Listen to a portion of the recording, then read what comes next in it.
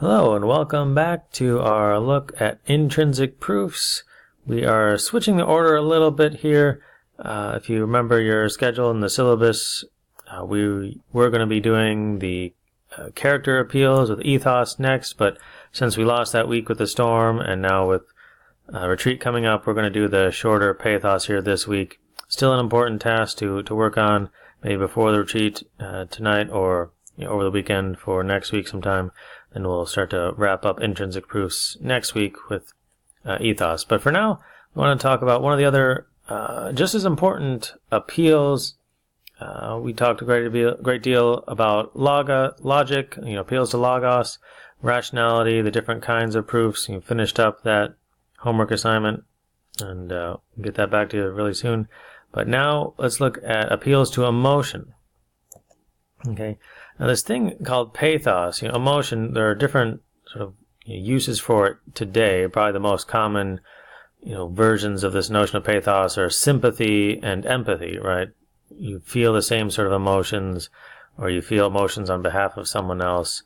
You look at the root words there, sympathy and empathy, that they still have a trace of this issue of pathos. But this notion has probably undergone more changes, even in the history of time, the last few centuries, certainly of rhetoric, than even more than logos and even more than character with ethos. But it began with this notion of just being what happens to you. Pathos is your response to just experiences, and it's a really passive sort of internal thing at a long time ago. Then when the great playwrights, the tragedians, Aeschylus, Euripides, Sophocles, you may remember we read a couple of Sophocles plays a few years ago.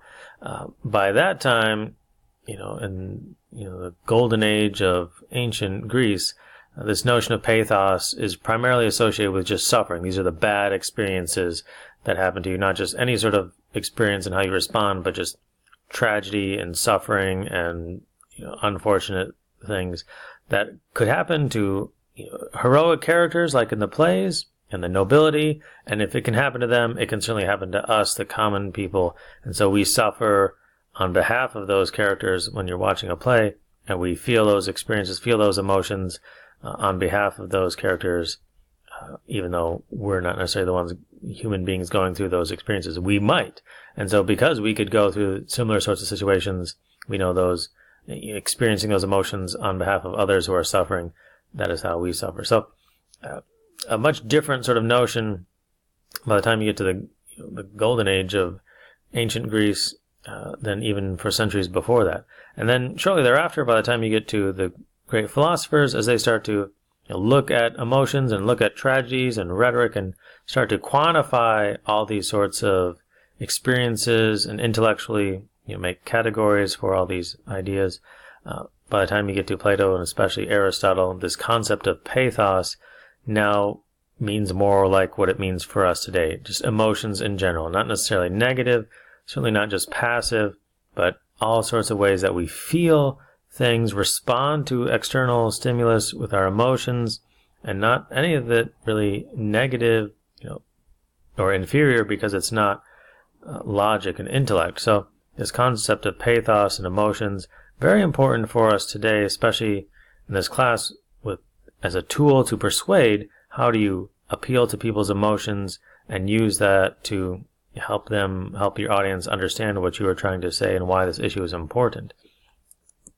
Now, before we talk about emotions as sort of inferior to logic and other sorts of things, it's important, I think, to also note that this issue of emotions has a long history. It's not just a recent thing of the world today, right? And so, as we just saw in the previous slide, this concept of pathos has a long history, and it was dealt with very seriously and as a very important topic for quite some time. Aristotle and Cicero said we often experience emotions and we try to maybe resolve them with their opposites, right? A better approach to anger is seeking out calm. Love and hate, that is how we sort of navigate those two emotional worlds there. Fear is the opposite of confidence, and if you have shame, you try to resolve that difficulty of shame by getting to a point of emotional shamelessness, not necessarily in the sense that, well, you don't have to feel bad for doing wrong things, but you model your life after the proper emotional response to your behavior, which is live a life of shamelessness, that you are not doing things that would warrant being shameful. Right? Compassion, we feel compassion, we feel pity instead of indignation to situations, or maybe either of those two emotions could result in a positive experience depending on the situation that we see. We have compassion for something, we move on to and solve that issue. We have indignation, that's a bad situation, or maybe not necessarily a sorrowful situation. An indignation situation gives us an anger to fix that problem in a different way. So we'll talk about that in a little bit more.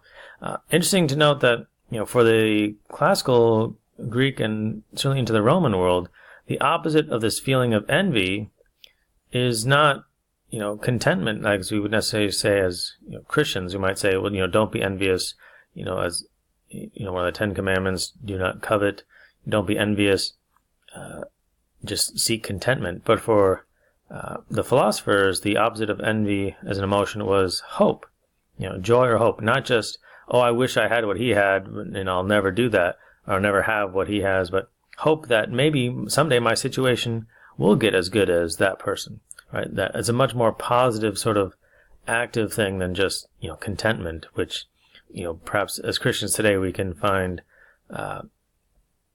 some, a challenge there that we have lost in, some of our Christian culture today, that don't just be envious, be content. It's not just about being content, be hopeful, be joyous that your situation could be even better in the future, certainly as Christians. So an interesting sort of notion there about emotions and their opposites from the classical world, right? But so remember, when we're talking here about appeals to emotion, we're not necessarily talking about appetites, right? We're not talking about visceral pleasure or pain, things like that. Those sorts of, biological experiences and sensations that way.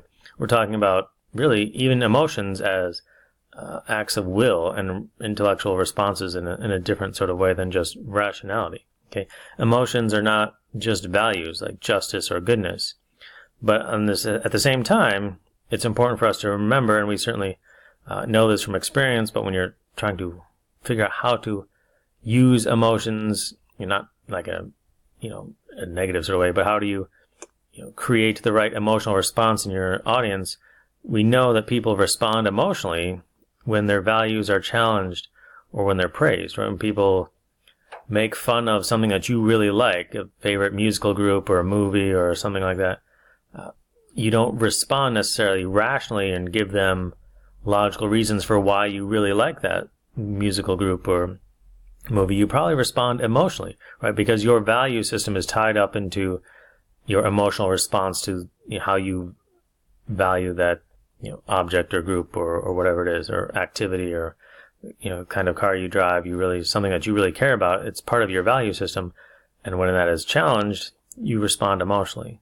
And that's something important to remember as you try to find these means of persuading your audiences. What are their emotional responses to this issue, and how do I get their emotional state to where I can really convince them of what I want them to believe? Okay, so this is built upon this notion, we're sort of combating this notion that emotions are, not logic, and therefore if they're not logical, they're irrational, as we said a few moments ago. Today we live in this world that says, well, if you're emotional, therefore you're wrong. And if it is of the, not of the mind of the rational, intellectual sort of, emotionless response, it's very superficial or dangerous or individualistic, and we want, and say, there's certainly some aspects of the world in which, social media, for example, tries to rile up emotions pretty quickly, and, sort of the social media world would not necessarily believe that emotions are inferior, but there are certainly some aspects in culture and powerful aspects of culture that still, unfortunately, equate emotions as being, because they're not logical, they're inferior to the intellect. And what we would counter, not just, as for a rhetorical class, but certainly as Christians and as human beings, we would say it is not correct to think that emotions are inferior to logic.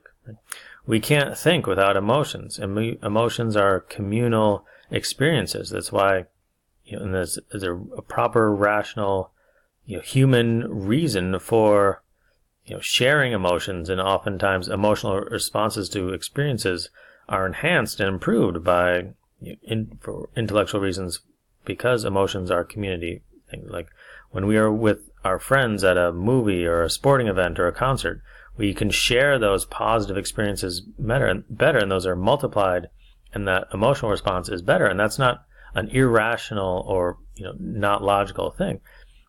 We sometimes enhance the experience of like scary movies by going with your friends, and you spread that fear around and share it. It is in some way enhanced and maybe improved by sharing those scary movies. I would never go to one myself, but sometimes you like to do that, and especially with Holoscreen coming up for Busch Gardens soon. Right? So emotions and emotional appeals can be very powerful, right? Especially the closer we are to the source of emotions, right? We just had an anniversary of 9/11 just a week or so ago, a couple weeks ago, right? For those that experienced that firsthand, or at the time old enough to really understand that, it's easy to conjure up those emotions. But for people that weren't there, as the years go by, it becomes more and more difficult to really conjure up accurately those emotional responses, and as well as things that are not on such an exaggerated scale, is that you get in a small car accident, you come out of the grocery store, you see somebody's dented your car, or bumped into it or whatever. At the time of that emotional experience, though, those emotions are pretty strong and powerful. But over a few years or so, several months, hopefully not even that long, when you think about, oh yeah, I was in a car accident, or someone bumped into me at the grocery store this one time, the power of those emotions fade over time. So it's important to understand the benefits of emotions, the strength of emotions. How can you create a situation to really evoke strong emotions within your audience for the right reasons? So emotions and logic work together. They're not enemies, like we often talk in English class, nature versus civilization, things like that. But here in rhetoric, emotions are not the enemy of logic. So there are different ways of knowing, different ways of creating scenes and using appeals to get your audience to understand and believe what you want them to believe. Okay? So that is a little bit about the history and the importance of the issue of pathos.